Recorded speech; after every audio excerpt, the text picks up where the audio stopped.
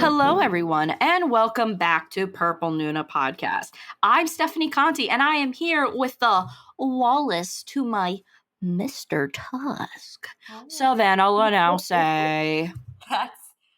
That's a psycho one. Okay. Yeah. Little Mr. Tusk. You ever see the TikTok, the toxic one where it's like, me falling in love with my kidnapper because he chose me to kidnap. That's how I felt right there. Oh my God. Well, sorry, I will never make that comparison again. You've never seen that TikTok? No, I have not. It's very funny. It's very, very funny. Wow. So how you been? I've been pretty I'm trying to think of a word. I've been feeling pretty spooky for Halloween. Of course. It's what are your plans for this festivity? Because by the time this will, or what had been your plans, because by the time this is up, it'll be the day after Halloween. So what would you have done on Halloween? So me and Paulo are dressing up as Rick and Morty, and we're gonna stay home. That's the plan. I think what I just love the most is the fact that between your husband and you're Rick. Yeah. I love that decision, and I very much support it. It's just the natural order of things, you know? So are you just gonna go around the house and just be like, I'm Pickle Rick? Like, are you just gonna do that whole thing the entire day? Yeah. And then we'll take pictures, and if somebody comes by, we could throw candy. We decided. If somebody. I know. I was just thinking that, I was thinking, oh, maybe tomorrow, because my parents haven't bought candy. I was like, maybe I should buy candy. But I'm like, what? Maybe, you know what I'll do? Because I've always appreciated those, whenever you went into, the rich neighborhoods, on Halloween and stuff, you would go to, the rich neighborhoods to get the full-size candy bars. You know what I mean? So it's maybe that, since there's very few people, maybe I'll just buy a box of those and give out full-size bars. Maybe I'll be a little extra this year for the children. Some COVID-friendly hacks. What I'm going to be doing is I'm going to put candies in Ziploc bags. That way there's no actual handling. Oh, yeah. My family, we've always done that. We've always made, little goodie bags and stuff like that. I don't know. I might dress up as, a Jackie Robinson and just start chucking candy. 70-mile-per-hour Hershey's bar just directly into the kid. Your door. I mean, free candy is free candy. I'll have a catcher's. Oh, my plans? So I have a test to study for on Monday. So I'm going to be studying majority on Saturday. So I will be doing a little pre-Halloweeny celebration on Friday. So what I have plans is me and my boyfriend are going to watch something. We don't know what we're going to watch. It's not about what we're going to watch, though. It's about the food. There's this wicked place in 2 cities over that we're going to drive an hour out to just to pick up. It is called Waves. And it is a Japanese fusion restaurant. But I'm telling you, they got pork buns. They got sushi pizza, sushi donuts, sushi burgers, just so much sushi shit. It's just so crazy. And stuff that does not make sense. And one of the things too, it's you get a little sushi. Now they just added ramen, and I'm like, I'm getting ramen. I'm getting a little Korean beef bun. I'm getting that, and I'm getting some sushi. And I thrilled isn't even a word to begin with. I've been looking at the menu every day for a week. This is gonna be one of those things where if I go to this place, it is 45 minutes away. I go to this place. For ramen? And if for the whole show, Savanna. I mean, I can just order ramen now because they expanded Uber Eats. I can just order ramen. But I want ramen. I want a beef bun. I want sushi pizza, sushi donut. They also got matcha cheesecake. I want it all. And I'm having it all. That's Halloween. Great. I'm not going to be reduced to just ramen. I'm going all out. That's how I'm celebrating Halloween this year. That's the perfect way. That's the best way. It's a little 45-minute road trip, get to go out because I literally haven't been I haven't left 5 miles away from my house since March. So it'll be a nice drive, a little nice exploration back into the world. So yeah, I'm fully ready, and I'm fully ready to like look at a nice fat zero in my bank account because of it. For ramen, whatever.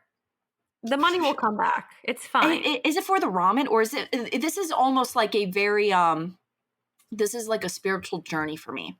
This really is a spiritual journey. Like I'm preparing to fast the day of and not eat anything until 2 p.m. when I do plan to consume. So it really is a spiritual like trip.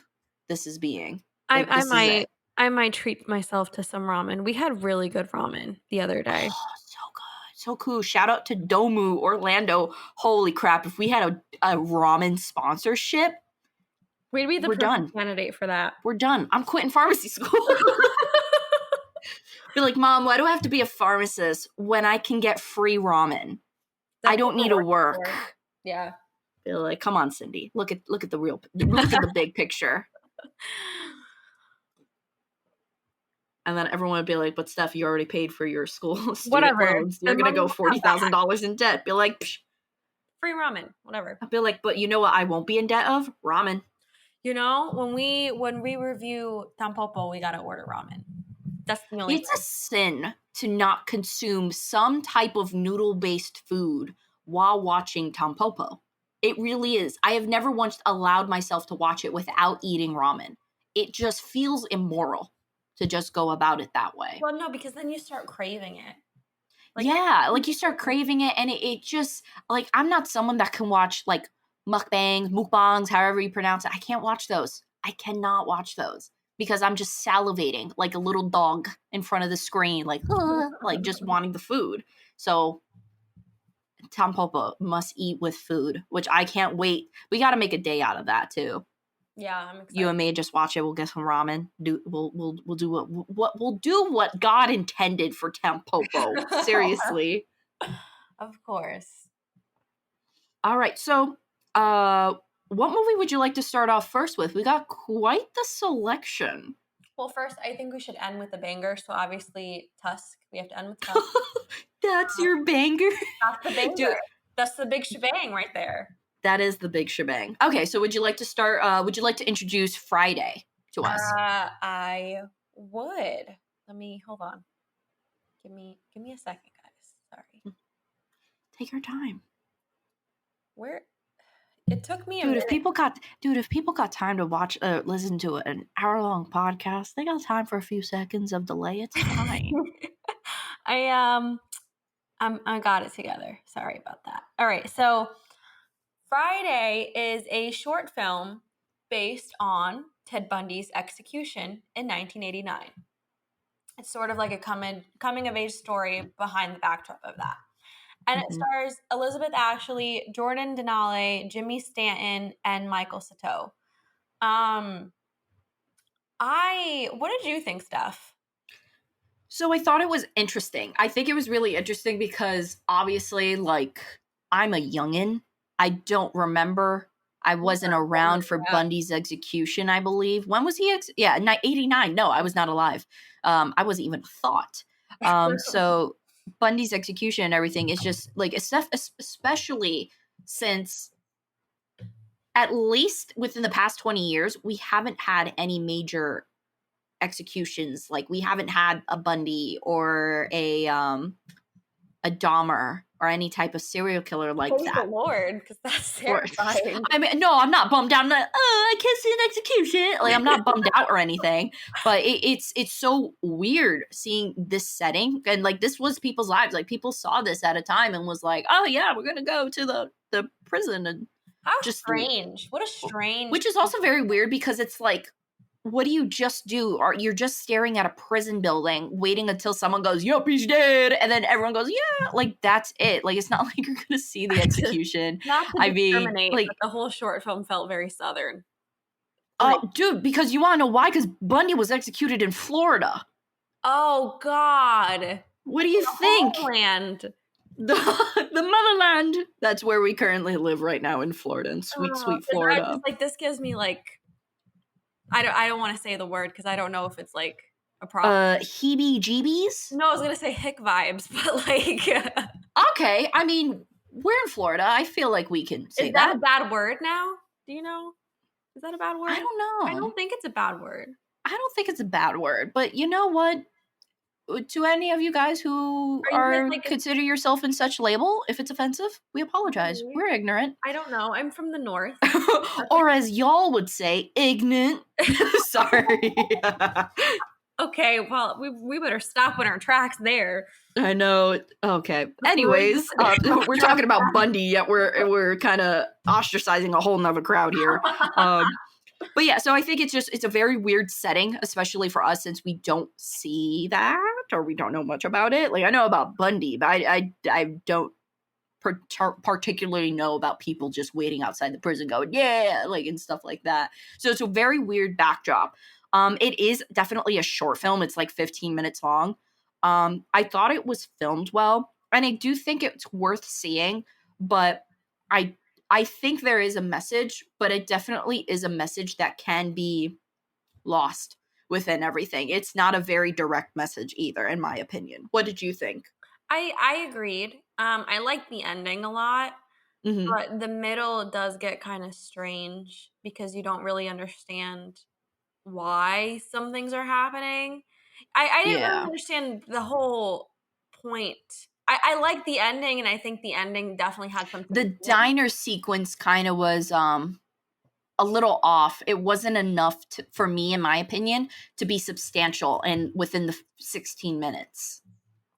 I just feel like there definitely is a message there, and I appreciate it, but I do think they could have been a little bit more clearer in the intent because So let's dissect that message. What do you think that message is for this film?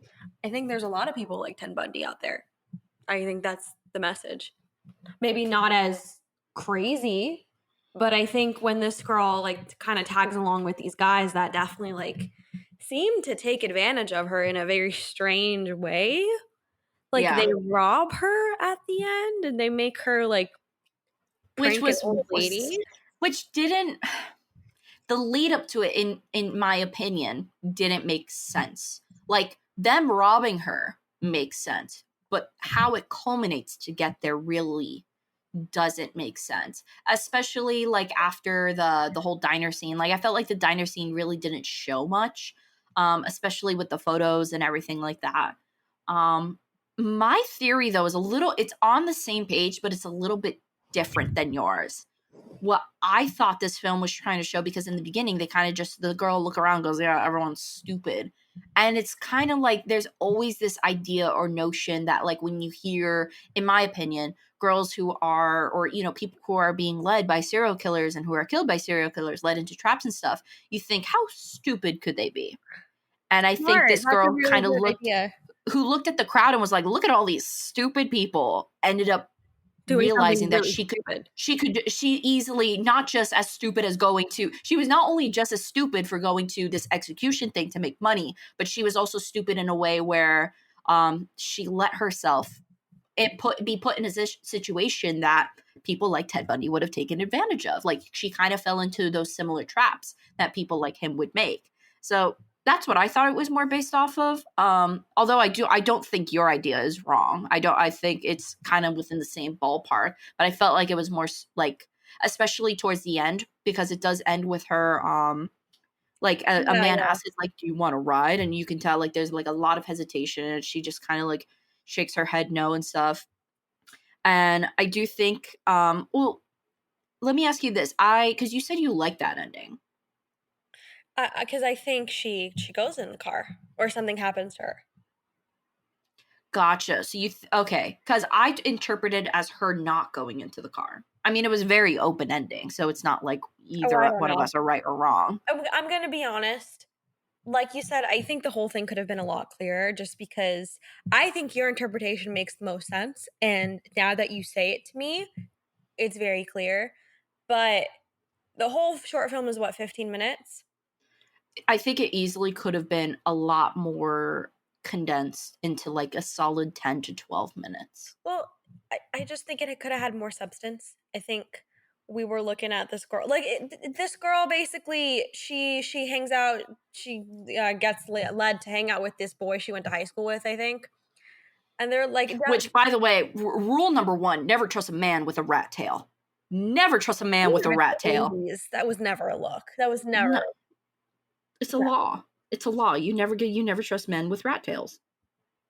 Sorry, I burped. I don't know if you guys heard that, but no, you're good. You're good. Okay.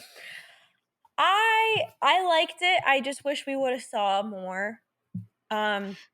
I agree. It's a very interesting setting for sure. Like to think about, like, oh yeah, and the title is clever as hell. Friday, huh? When he's going in the chair, huh? Like it's tongue in cheek, very, and it works well with it. Yeah, I would give it a 7.5. Yeah, I think I'm gonna give it a 7. 7 on the dot feels good. I like the background and I like what it's trying to perceive, but I think it could have been condensed. We wanted to see more, definitely. And especially with Rat Tail, I felt like Rat Tail could have been a little bit more crazier instead of just being like, let's take her camera. Oh no, just take this. Oh, just give her a camera. She really likes her camera. Like, he should have been creepy. He should have been creepy, and it should have been a situation where, in my opinion, he would have done something very creepy and then someone ends up saving her. I think that would have been kind of like a better moral to the story type of deal. Maybe. That's just my opinion. Yeah, no, it's still a good story. Mm-hmm. Yeah. So, okay. So that is number 1. What are we we're jumping into A Night of the Living Dead now. Would you like me to introduce this one? Actually, I got it if you don't mind. It's already up. Do it. Grab it and go. Thank you. A group of Pennsylvanians barricade themselves. Oh, the film is about a group of Pennsylvanians. Night of the Living Dead, 1968. Let's make it clarify. We just talked so much smack about Zack Snyder last week. This is not the Zack Snyder version. Oh God, I forgot there's a Zack Snyder version. All right.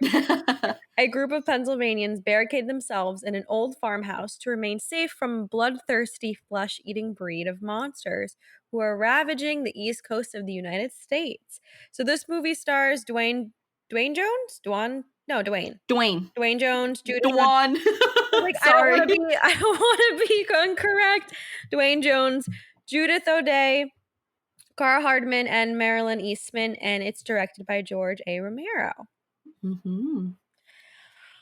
What did you think? This was actually, I met George Romero. Cool. Very cool guy. It's so sad that today was the first day I've ever seen Night of the Living Dead despite meeting George Romero. Wow. Like, I know what a by the way, cool guy. And it's really funny because I have a photo of me and him side by side. Thing is though, is that we both have the same exact glasses. So it literally just looks like, like grandpa and granddaughter on a day out. Like, I love that photo so much because it just looks so sincere. We just look like little I'm just a little grandchild of him. It was so much fun.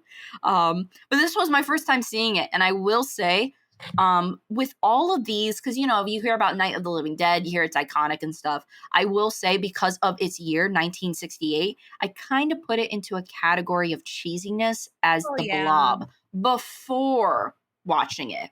However, watching it now, I was very surprised at how it still stands. It still stands. Obviously, it does have cheesy moments and stuff like that, but the script and the dialogue is, for its time, still relatively modern. Like, I was it easily, like, and I see why it's been adapted so many times, because it's a pretty timeless script. Like, even the dialogue and everything is still matches what is very closely to our dialogue today. Now, obviously, there may be like some different examples, like with the one girl who loses her brother, and she's just kind of like being weird the entire time. Catatonic state. It's very strange. Yeah, but I was really impressed how the way things developed, how the way things go, and even like without, because when we always think about like zombie apocalypse, we think about the world without technology. We think about just using radios and not our cell phones, and the cell towers go out and there's no electricity and all that stuff. So it was very interesting how this really set like a whole manual for zombie films, zombie TV shows, especially The Walking Dead. Yeah. I do think it's very modern. And a lot of aspects about the film are modern. I was very like happily surprised to see the main character for the time. Um, Yeah, yeah. it's talked about a lot A that, main Black character. Yeah, I was very that surprised too. I was like, oh, that's great. awesome I for the love time. You this. don't see that. Like a lot of Mhm. the movies we watch from the 60s and the 50s don't don't even have black characters.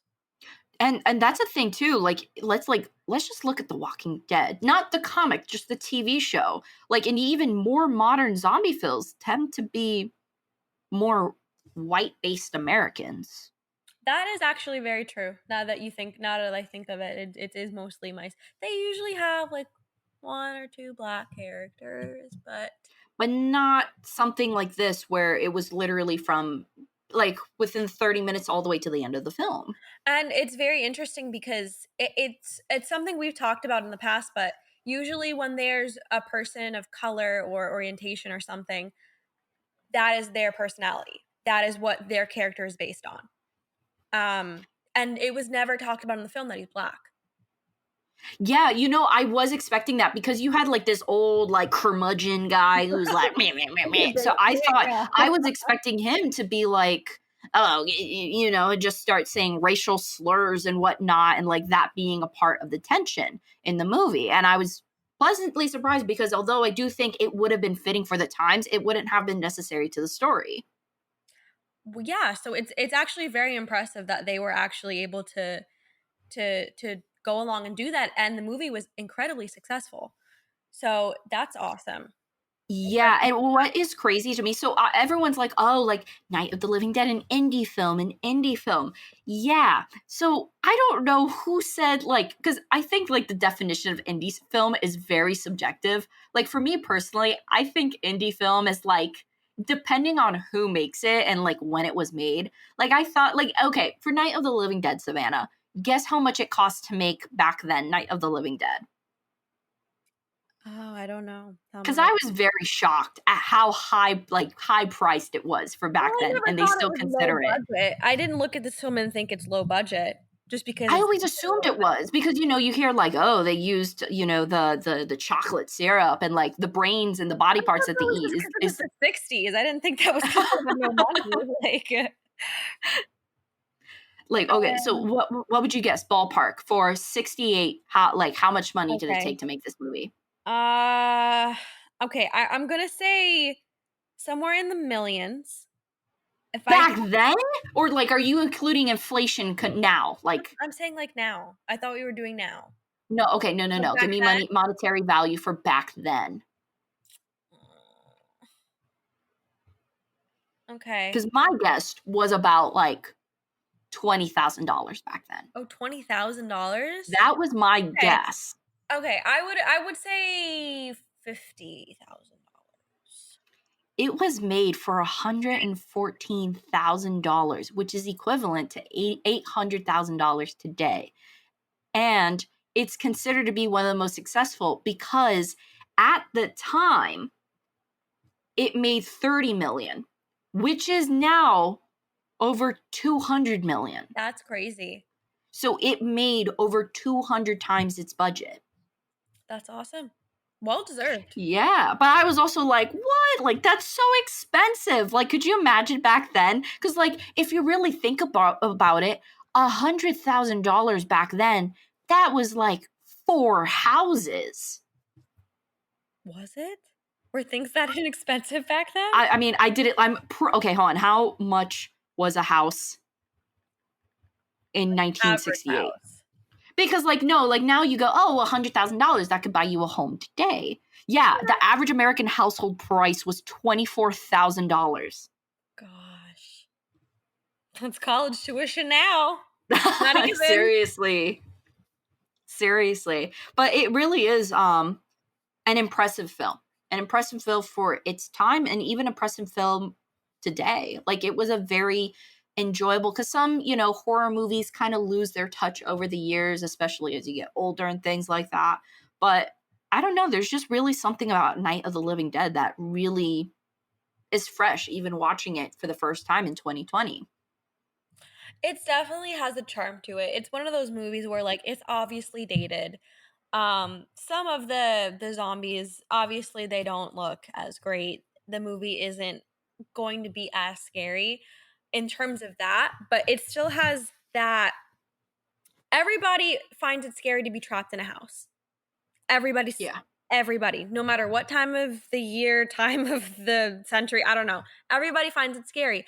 And everybody also finds it scary. You're hiding from something, you don't want something to come in, and you don't know what it is. So even with the, out of date uh designs, out It's of still a date hot topic zombies. that, like, even the question of, like, if there's a zombie apocalypse, do you stay in the basement or Yeah, do so you that stuff. stay in the main room? Like, things like that. Or, like, even, like, when they were discussing it in the movie, I was like, what would I choose? What would be better? And, like, when they were going back and forth, I'm like, oh, he's got a point. Oh, no, he's got a point. Like, I was, like, really invested in the conversation because it's still, like, a question that, like, unless you have a military base in your basement with an emergency escape, like, it's a very tough question. Definitely. So those things I think still transfer over to today. Mhm. Um, The acting for sure it's is a little, cheesy, yeah, it was like, but I did like the directing, and I was also impressed with the use of fire in this film yeah. and how actually the writer, one of the writers, John A. Russo, he actually set himself on fire because everyone else was too chicken to do it. Rightfully so, might I add. I'm not saying like, Yeah, oh, they were. well, I mean, that's really cool. I just think they got really creative with the film. I think the whole social dilemma too between the family dynamic, like the family in the basement, I like that a lot. 'Cause- Yeah, that was very interesting as well. And like even the young couple, that Yeah. they were interesting too. A lot of interesting characters. Even the because like I think also with zombie apocalypse and stuff like that, it tends up like immediately as the first body, the first zombie you see, magically the entire world no longer has broadcasting. It's too late. Like it always starts with like the first time we see a zombie, it's already too late. Everyone's screwed over. Yeah. There's no radio. There's nothing. So I liked how it was like not only, oh no, there's the radio and the television is still working, but how you also had like, these groups of like little militants that just like little self-serving soldiers that were like, I'm gonna fight, and like just went out, which is honestly like realistically what would happen too. Yeah, definitely. I do want to talk about one part of the movie. So when Okay. I was watching this, um, my husband just came in, like just looking around, and the minute he comes in, the blonde girl gets decked in the face. And he's like, "What are you watching?" And I'm like, "Honestly, she deserved it. She deserved it." Wait, which blonde girl? The one that's like from the beginning, her brother is like, Oh, yeah, that the "We're kid, gonna go the one in the find him. catatonic steak. We're Yeah, gonna go she's. get him. He's not dead." And like she tries to like open the door and pretty much like kill everyone. And the main character has to like punch her in the face. The part where she like One, drives her car into the tree. yeah. So apparently, I was reading because I love reading them trivia's. Apparently, someone had actually like that was one of the writer or George Romero's car. Um, Someone actually hit them in the parking lot of the cemetery, and they were like, "Write it in the script." So they That's just really added it funny. into the script. That's So I was really so I really like this film, but before I want to do a little something different. Before we give our ratings, I have to ask you, Savanna, because it would be wrong if I didn't ask you. What do you think would the best plan to be to do for us during a zombie apocalypse? If it was George Romero, Night of the Living Dead type of zombies. okay, because my plan would be more World War Z style. You ever see World War Z? Of course, yeah. That crazy, like with the towers where it's like you're in like a 50-story building and they're just, piling on top of each He other says type of this thing. thing in the movie, like movement is life, right? Yeah. If you stay, you die. So I don't think necessarily maybe like stay for a little bit. Obviously, just don't, obviously you're gonna have to stop at some point. Hmm. But you just gotta keep moving. You gotta keep going. You gotta keep finding safety. Because eventually those things are gonna break in. They're strong. Why Yeah. are all of the zombies strong? Why is that the thing? What happened to like the slow moving? Yeah, like the whole like them being strong too does not make sense considering like they're just become decomposing. Because World War Z made a little bit of sense because everybody was like, it was from a virus. So technically everybody Yes. was crazy. But they were like they were like breaking through wood and stuff. So if it's that, you definitely have to move. If they're slow, if they can't lift the thing, yeah, stay. Wait, you can push them over. And that's Yeah. it. Kill them Do all. you have a specific choice of weapon you would use? Hmm. Like, would you do like gun, samurai sword, or would you go Teddy Roosevelt and use a yo-yo? That I was a don't think thing I'm that that. happened during Teddy Roosevelt's presidency. I don't think I'm handy enough to use a yo-yo. A gun is a classic. But Yo-yo. maybe like a machete. Because Okay, it's quick. because Quick, you know? Zach, my boyfriend, A he mach- believes, and I do believe too. Have you heard of a tactical shovel? no, that's very It's interesting. literally a shovel with blades on it that also, when you twist it one way, a knife comes out. But like it's kind of like a giant Swiss Army knife, but shovel and sharp. That's Which makes sense because you can swing it like a bat, you can cut I it guess with it, you can most take out the zombies do. dagger, you can dual wield. Like that's a solid one, especially if it's one of the zombie types where it's like you shoot a gun and they end up more going to you like Walking Dead style. That's really useful. I'm glad Yeah. he's thinking about this. I mean, you kidding me? Out of everyone, like literally, if there was a zombie apocalypse, we would all be like, Zach, Zach. Like he would be the first person we all will turn to. No, yeah, he'd be our leader. That's it. He'd be in charge. Oh man. But I think I would do like the same approach.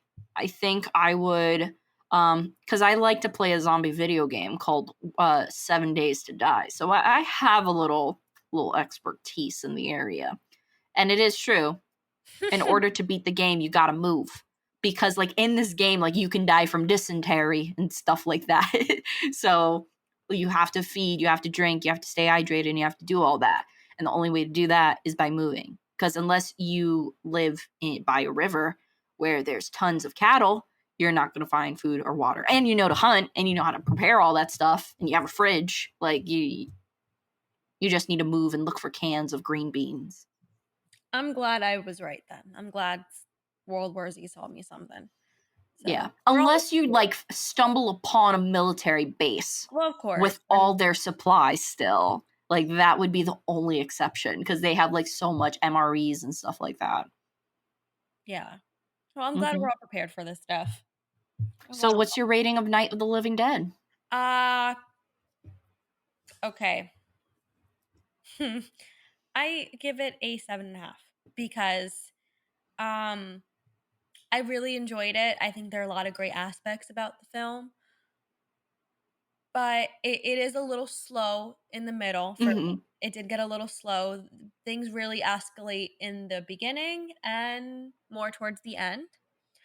And it's not a movie I'd watch again, genuinely. I know that's crazy, but I think one time is enough for me. Maybe down, a few years from now, I'll watch it again, but it just doesn't have that rewatchability factor for me.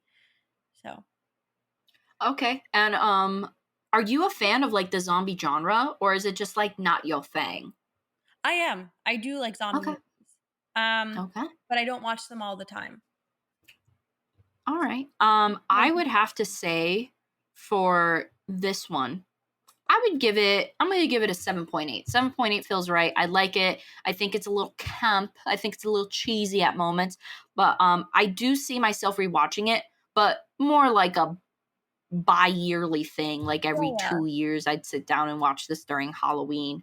But I do think in terms of like indie cinema, like if they're going to include this in indie cinema, I would say this is top tier because it right. shows how much you can do with, even if like honestly, like to be totally honest, like even a budget movie of like close to $1 million, I don't feel like even today a lot of people would do as good as what George Romero did with the million. Definitely. So I give props to RIP George Romero, a legend. Yeah, my grandpa. You gotta post a picture somewhere. Everyone needs to see it. I will put a little picture here. I'm sorry if I look a little crazy in the photo. The flash was really daunting. So like my eyes just went, and I just really opened up my eyes real wide in that photo. But it's a classic. It's a classic. Or I'll put it on Instagram, whichever. But yeah, I give it a 7.8. That feels good.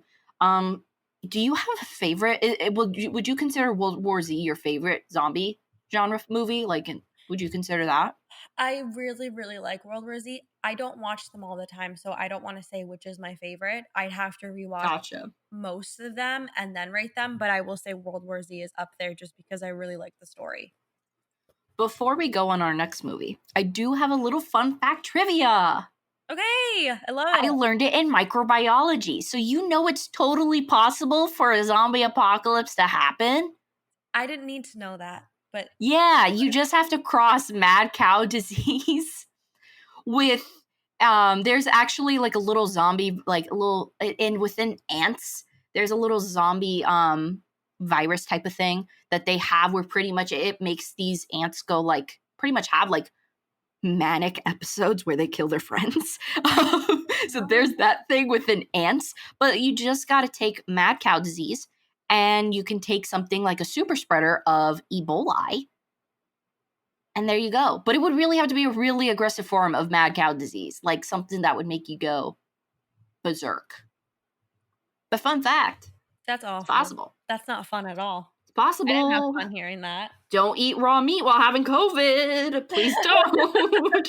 That's the worst thing you can do. Don't say that. The pandemic's just going to go worse. Dude, do you remember last year, like really not to go off topic, but do you remember last year I literally had an idea for a new podcast where it was like you told me. You told me. Dude, okay, so fun fact, I'm not going to spoil it much because I still might write it. Not during this year because I feel like it's a little too much. Last year, I literally told Savanna of this idea I had where it was a fake, like a scripted presidential debate, but like in an audio drama style. So it was all fake and stuff, but it was during a time where African warlords were harnessing that mad cow / Ebola crossover and pretty much making African soldiers into kamikazes and just infecting everyone and killing everyone and everything. And then what happens? I sent that into the universe and here we are, COVID 2020, and I apologize thoroughly for that.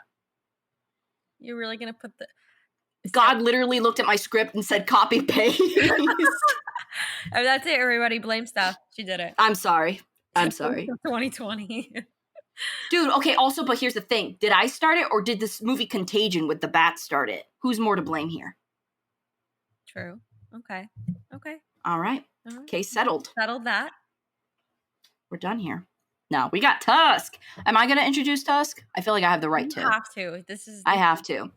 All right, so we're going to be discussing Tusk, a movie that came out in 2014, directed by a legend, Kevin Smith.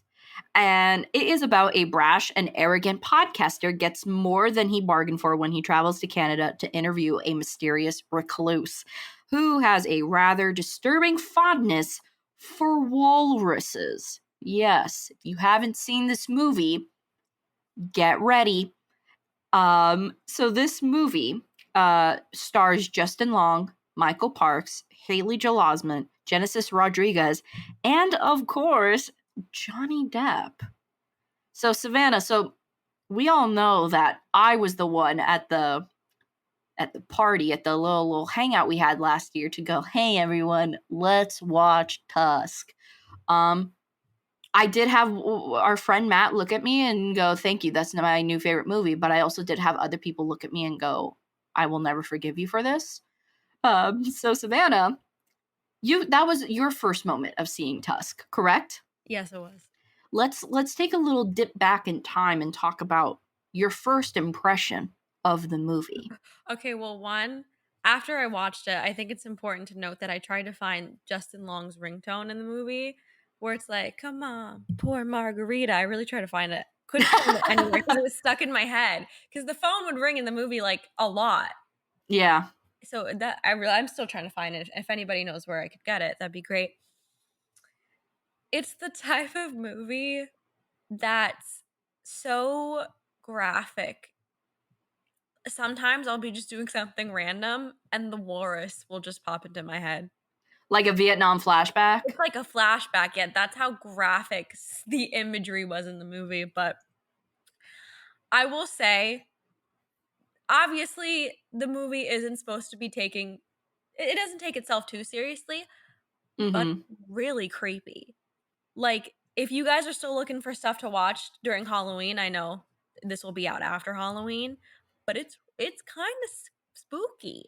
Even for a movie that's supposed to be like poking fun of itself, it's very scary. I thought It's it was creepy. definitely within the creepy realm, that's Yeah. for sure.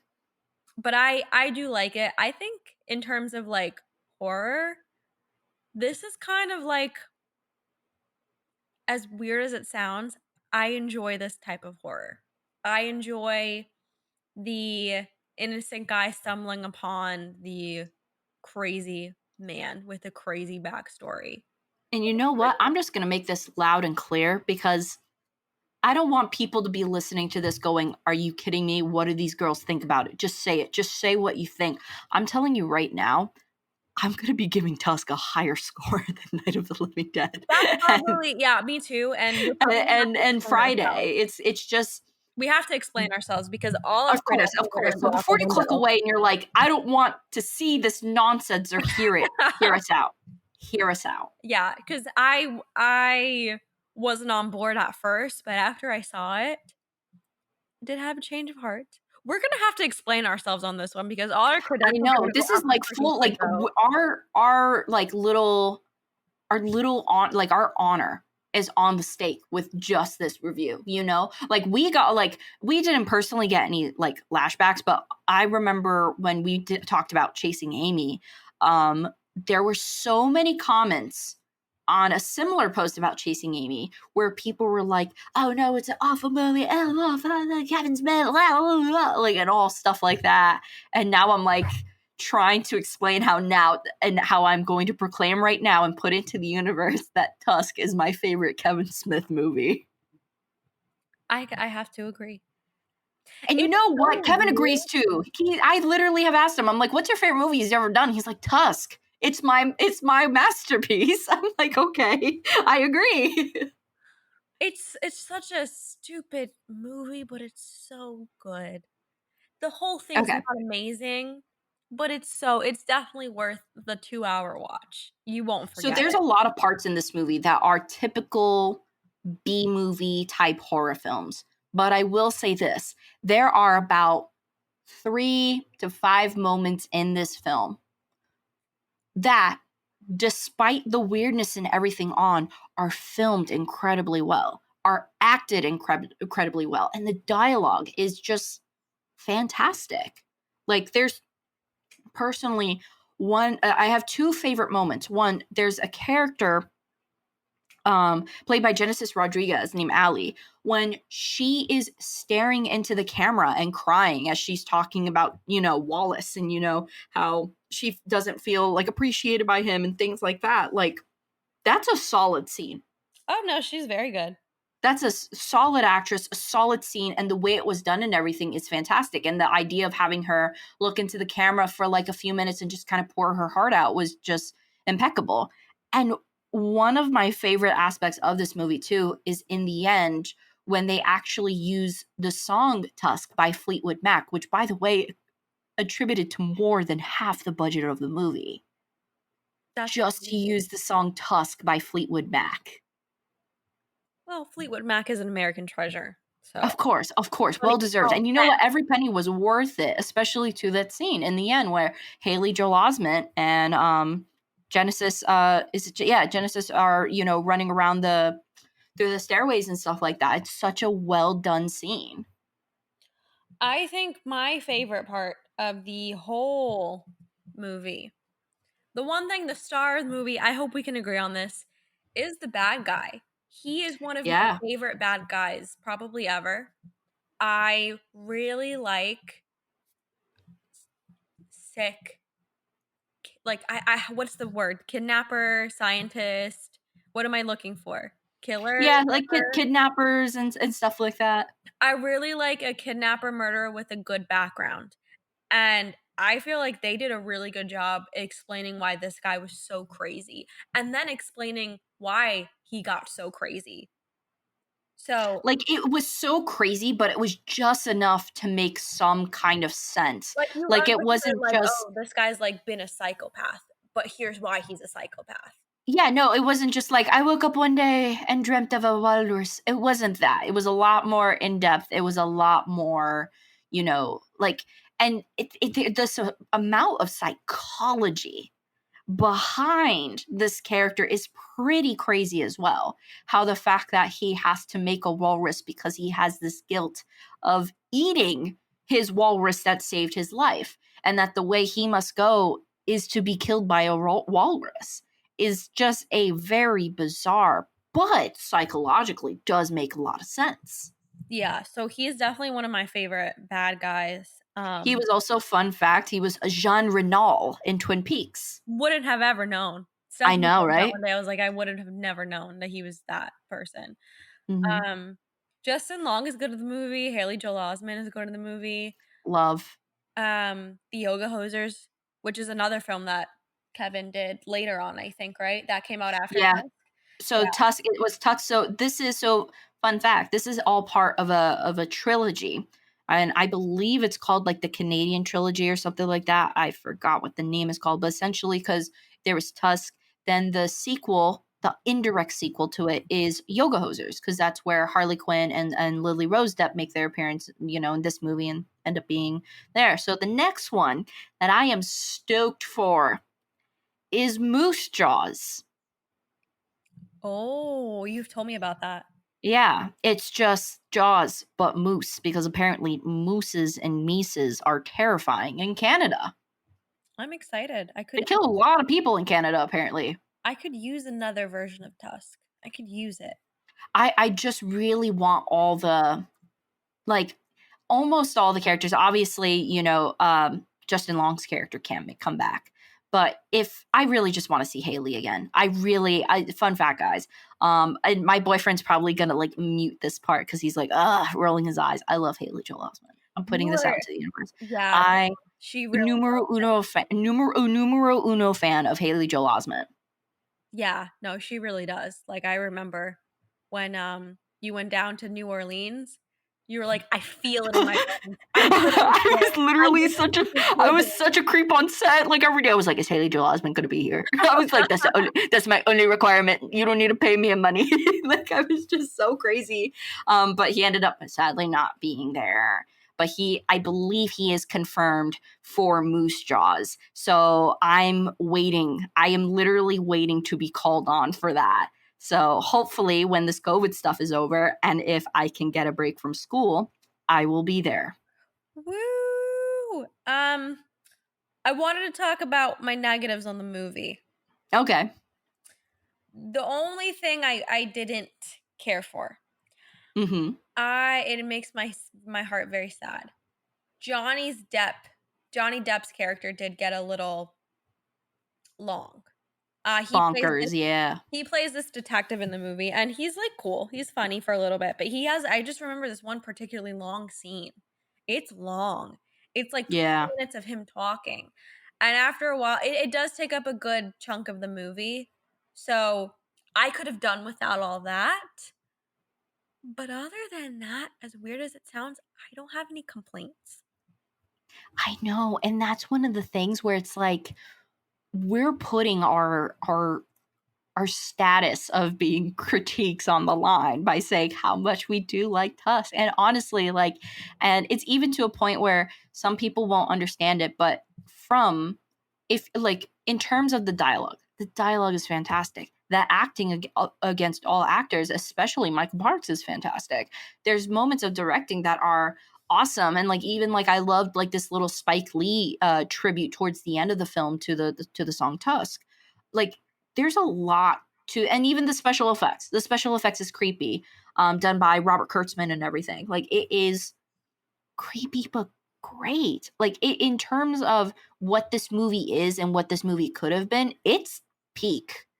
Like this, I don't think any other person could have done this movie as good because it would have taken itself too seriously, But I or it think would have just been bad. that's the key, and I think that's where Kevin Smith went the totally right direction. So let's be Mm-hmm. honest, if this movie took itself completely serious, it would have failed. It would have been awful. Like genuinely. If this movie thought it was like, the next monster film, the next whatever, everyone would have been like, Mm-hmm. this actually sucks. But because it has that charm to it, that campy feel, the whole like it's very like doesn't take itself seriously. It knows what it is. I Mm-hmm. think that's why it works completely.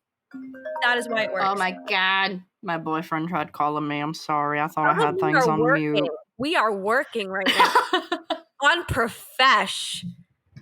Wow, Unacceptable. okay. Just kidding. He literally is probably going to edit this later. Hi, Zach. Sorry. Okay. But yeah, I think that's probably why the film works so well is because it knows what it is. Mm-hmm.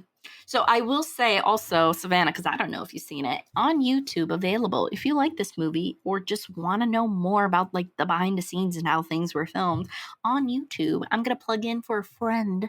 On YouTube, my friend Liv and Josh Roush, who I got to work with in New Orleans, they actually made a documentary called Walrus Yes, and it is available on YouTube, and it's the full behind the scenes of Tusk. Oh, cool. I'm definitely going to check it out. And also, speaking of that too, so one of the things that also came out from that movie is Josh Roush. He also directed a Michael Parks documentary as well. Mm. So yeah, so there's a little documentary too on him as well. I gotta plug it in. I will definitely be checking those things out soon, especially before Halloween. I did want to ask because you would know more than me, and I think you told me once. How did they get Justin Long in that costume or makeup or whatever they did? Like, So it really is okay. So the guy who did, he also worked on Jay and Silent Bob reboot. His name is Robert Kurtzman. He's an absolute genius. He's also the one who made the Iron Bob costume in Jay and Silent Bob reboot. In terms of that whole costume and everything for Tusk, it really is just this massive costume. I believe maybe it was mostly just top half he was in, like kind of like, because if you always saw he was on a platform, so it might have just been that instead of laying on his stomach, because that could have been very uncomfortable, he might have just been like standing, if that makes any sense, or like standing, like his lower half of the body but would be within the stage, and then he would be controlling the top half, so his face and his everything else would be in the top, like the top half of his body would be in the front of the walrus body. I could totally be wrong, but that is what I believe how they got him into that costume. Because to put him flat on his stomach and have him wiggle like a walrus would have been painful to do for hours. yeah, no, because I was wondering about that because that looks insane. Like, it looked crazy. Yeah, I definitely know it took several hours to make. And they also had used like prosthetics. Like there was even like if you go to Kevin's store in Red Bank, on one of the shelves is a full life-size replica of Mr. Tusk. That's really a sight to see.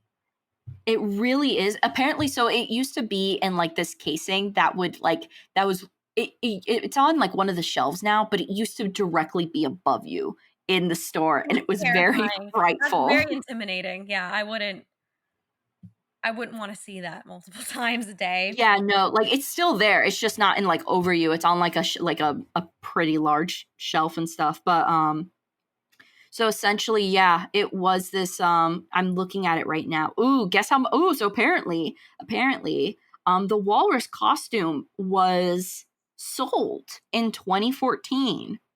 Guess how much it sold for? How much? Give a number. Is it something ridiculous? I mean, it depends how I mean, Okay, like what like $10,000? 7200, but that's just for the shell, the body shell. watch out for whoever who bought that. We need to keep tabs on whoever bought the Mr. Tusk shell. That is kind of. Could you imagine going over and like that's someone's like, because you know how everyone has like a pride and joy of their home where it's like, this is my art, this is my pennies collection, and then could you imagine someone being like, this is my walrus costume? Nope. Yeah. I hope somebody is keeping tabs of that person because that's very, unless they run some kind of museum. I don't know. That's a red flag for me. I'm just saying. Yeah, but I'm pretty sure it was like the whole body part was like it was different pieces. Like so his face would be one piece that would connect to the body. Okay. It wouldn't just be one whole like glove that he just slithered into. That would be so creepy. Gross too. That just sounds gross. Yeah, it really is. But honestly, okay, what do you give the rating of Tusk? I'm really upset that I have to do this, but I give it like, oh. Why are you upset? Because I gave Night of the Living Dead a 7.5, and I'm going to give Tusk an outrageous score. I'm going to give it a 9. Wow. You know? Okay, and here's why. Let me explain before everybody like blacklist our podcast. Okay. It is a campy horror film. It's a fun thing to watch with friends. It's not an amazing movie by any means, but it's fun. It's good horror, good acting, good plot, and as weird as this sounds, I could rewatch it a few times a year. Yeah. So I have to give it a high score because of that. Please don't take away our credentials. We are no. We're still smart, guys. So I would, you know, because I really like Tusk. Like I wouldn't consider Tusk one of my favorite movies, but in terms of like, honestly, for what it is, it's a really great movie. For what it is, and that's a big thing to say. It's a really, really great movie. Like, I genuinely mean it when I say, like, you can give this to Nolan, you can give it to Scorsese, you can give it to Tarantino. I still don't think it would have been as good as Kevin, and that's insane to say. No offense, Kevin, but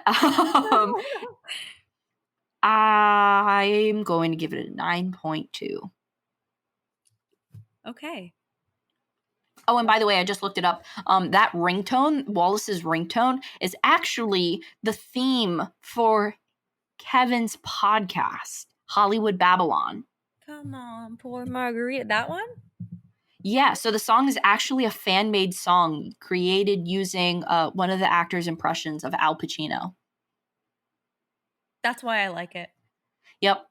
That's why I like it. So there you go. Now you can find it. Probably just look up Hollywood Babylon, and it might come up as a ringtone. You know, I've seen his podcast once or twice. I must have just missed it. Maybe I've like. Mm-hmm. Well, he has like 5 different podcasts. That's why. Okay, never mind. Yeah, he had like a Fat Man on Batman. He's got like, or now it's Fat Man Beyond since he lost weight, which is a great name change. But there's that, and like he has like Smodco, and like he has a bunch. Right, so this is Hollywood Babylon, and also this movie was shot in 15 days. Mad impressive, might I say? That's very impressive. All right, guys. Now the damage is done. We've sealed our cassettes in with the final nail. Tusk is the winner. There you go. There you go. Can you imagine this is like literally a battle royale style like movie review, and it's like, who won today? Tusk. Well, guess what, everybody? Next week is Spielberg week. Oh, yes, it is. So what are we doing? Are we doing Jaws and Poltergeist? And Close Encounters of the Okay, you know what I realized? Okay. So here's what I realized. When it comes to like an actor or directors, like my favorite work from them, I always pick their most hated or obscure work. Like for me, Kevin Smith. People be like, oh, Clerks, oh, this. I'm like, no, Tusk. Spielberg, no, like, oh my God, War Horse, oh my God, Schindler's List, wait, no. War Horse? We gotta talk about But for me, it's like everyone's like, oh, there's this, oh, like all these movies that won Oscars and stuff, and I'm like, no, Poltergeist. Like I will always, any director that you give me, I will choose their underdog movie. I'm a big Close Encounters fan, and I like Jaws too. So I'm a big Close Encounters. Poltergeist, dude. I will fist fight anyone who thinks different. Like Schindler's List, like come on, it's good. It's good, but is it Poltergeist good? Fight me in the arena, and we'll see. Fight me at the Chili's. That's it. Fight me at the Chili's. Where is that from? Why are you bringing up Chili's? You said that one. You said fight me at the parking lot of Chili's. That's where I got it from. I'm thinking you're just being random. I'm like, what? What does Chili's have to do with Poltergeist? Oh my god! Every time someone like disagrees with you, you're like, fight me in the parking lot of Chili's. 7. That is your time also. Okay, but the last time I didn't say Chili's parking lot. The last time I told someone to fight me at 7 p.m. was I told our friend Sylvia, because she was like, oh, Savannah's my best friend. And I told her, I'm like, no, if you want the title of best friend, you have to fight me in the woods at 7 p.m. on Savannah's birthday. Midnight on my birthday. And what was the second part I sent to her? It was something like, for more details, I'm sending you a whispering snake in your tub or something. What was the snake's name? The snake. Oh my god! I whispered the instructions to her. Let me look at the photo, because it was the best. It made my day. I really, wait a second. I got the comment. Everyone needs to hear this. Okay, read the full thing. Look, so Sylvia goes, look how cute my best friend is. And Stephanie goes, if you want to be her best friend, you're going to have to fight me for the title the way I want it. Which, by the way, I did not hear about that fight. But you said, fist fight me in the woods of the 16th of December. No shirt, no shoes, no rules. Okay. And Sylvia says, you're on. And then Stephanie goes, the invitation will be sent to you via whispering snake in the shower. His name is Benny, and he hates smooth jazz. Dude, I hate being reminded of my mental illness. I seriously forgot that is something I could generate from my brain. And like, that was on the fly too. That was no thought. That was literally 3 minutes after you posted that photo. It was. Like, it escalated very quickly. Sometimes, like, I really don't, like, sometimes I just go about my day and I'm like, I'm just a normal human. And then you tell me things like that I've said that make me really question my existence. So you guys, now that you know all that. But like, and also reading it from an unbiased, fresh perspective really makes me understand, like, this is why people may not laugh the first time, because it sounds like me having a mental breakdown. A whispering snake named Benny. He doesn't like smooth jazz. I think also the element of me saying, like, no shirts, no shoes adds like a very, like, oh, maybe she is serious type of element to it. Yeah. I mean, I think we just have that sense of humor. But for people that don't understand, I don't really know what they were thinking. They could have read that and been like, oh. And then like a lot of times I look back at things I've written and I'm like, dude, how did I think this? How did I come up with this? Like when you posted a picture of yourself in like a little newspaper cap and you were like, what do you think? And I said, I think I'd like to buy a copy of the Times, please. Yeah. Which it was such a cute hat. It was such a cute hat and I really liked it. But like, I don't know how I come up with that shit. Like, I really don't understand. So guys, now if you come at us about Poltergeist, you're going to have to feel the rage of Steph. Do you remember when your husband tried to come at me for pre-ordering an Xbox for the new Xbox Series S? Yes, I do. And how I literally obliterated him and his friend. And I warned him, I'm like, you're not going to win this. You can't win against crazy. And for some reason, he was just in a tough mood that night. He was just like, "No, I'm gonna text this." And I'm like, "Yeah, text her." You know, he probably felt so confident texting me. He Yeah. probably felt so confident messaging me. And then he probably just like went to bed going, why did I do that? Like, Yeah, they thought they were smart. It was 2 against 1. They still lost. And I knew it. I was like, yeah, have fun. Have fun with that. You're not going to win that. You're not going to win that. 100%. no. Like, and the thing is, like, because when I fight, I look to confuse. I look to catch you off your guard, like to mentally sweep you off your feet. That's got to be like a militia tactic. Because, no, I'm not kidding. Because people will come in confident and you will say something. Like the smooth jazz thing. What was she going to say? What was she going to say about the snake? Confused. You won. She didn't respond either after that. I wouldn't know what to say to that. What are you, you know? So that's how you win. The Conti tactic right there. Like, and the last text I sent to your husband was, we all know a hot dog needs a thick bun to be kept secure, if you know what I mean. What does that even mean? I think he asked me what that means. I'm like, it means she won. That's what it means. It means I don't know what I'm writing. Like, when anyone tries to, like, fight me, it becomes the Conti comedy hour, and I just go haywire. It's the best. Oh, my God. Wow. I look at this, part of me is like, you're crazy, but another part of me is like, God, you're so funny. Put this in the archives. Put this in the archives. We got this. We're good. All right. That was good. That was good. That was real good. Yeah. All right. So next time it's going to be a little, we need a little alliteration. Instead of a festival, a Spielberg spectacular? Like, what's going on next week? Is that what we're going to call it? Triple threat? We're doing like the triple threat.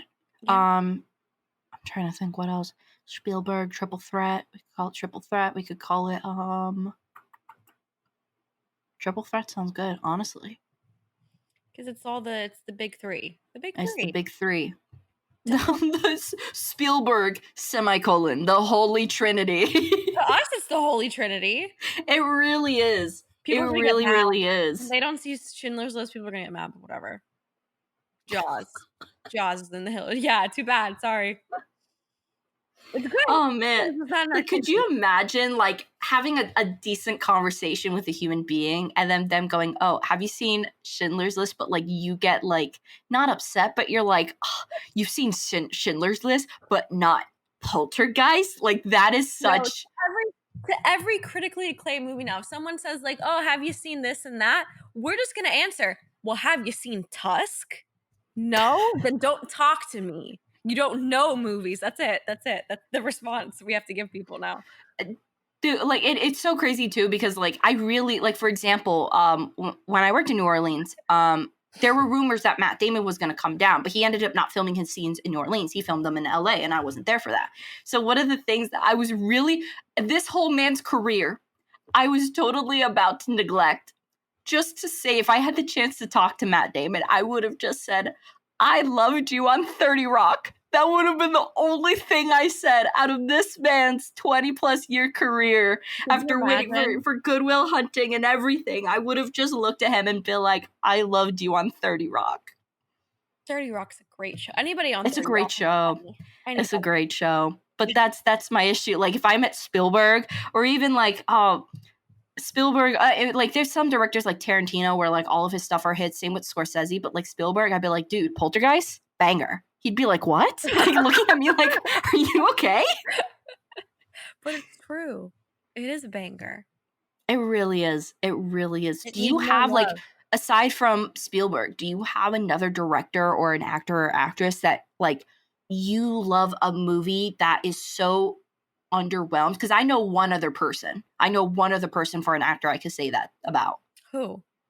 Jared Leto. Mr. Nobody. No one knows about Mr. Nobody. Me and you're the only people who know about Mr. Nobody, and everyone's like, Requiem for a Dream. Yeah. Everyone's, I mean, that's not to take away his performance from there, but dude, Mr. Nobody? The best. It's also like, if anyone asked me, "What's your favorite Zack Snyder film?" I would just bypass and go into a Guardians Owls of Gahul. I forgot about that. Dude, if we ever like make YouTube videos, we gotta put a poster of that behind us. Just the Guardians of Gahul. The owl one, yes. Am I pronouncing that right? Could you imagine this entire time I'm literally butchering the name? What? I think it's Guardians, the Legends of the Owls of Gahul. Gahul? Is that what you're saying? I don't know. Literally Legend of the Guardians, the Owls of Gahul. Gahoole. How else it's pronounced? I do have one, and everyone looks at me like I'm stupid when I say it. Okay, what is it? I really like Christian Bale. It's not a surprise. And people will say, "Oh, you know, what usually it's American Psycho and The Fighter." But I will say, or even Batman for sure. But I'll say two things. One is it like to piss people off, and the other is like I actually mean it. One, I'm like, but Newsies. You see him do that ballet. Like, no, and I'm being serious because I think it's adorable in Newsies. And then I'll be like, as a joke, just to be funny to see people's reactions, I'll be like, but Exodus? Did you see him as Moses?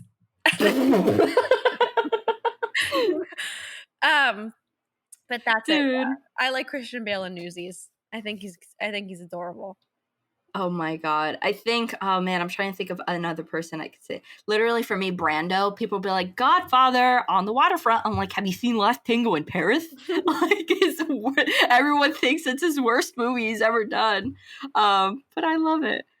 There was also another another director I was going to say.